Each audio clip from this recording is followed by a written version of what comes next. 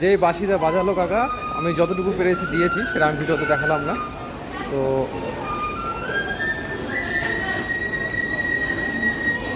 Sir একটু কথা বলে দাও তো।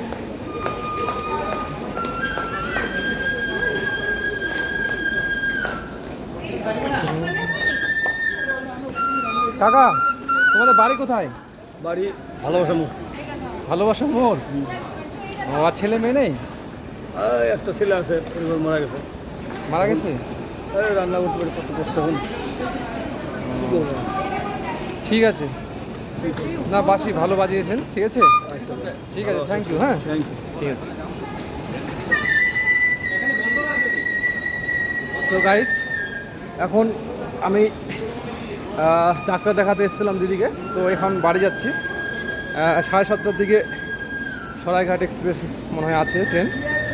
তো আমার সঙ্গে যে বন্ধুটা আসছিল ওই থেকে গেছে, কারণ ও কালকে যাবে, রিপোর্ট করবে।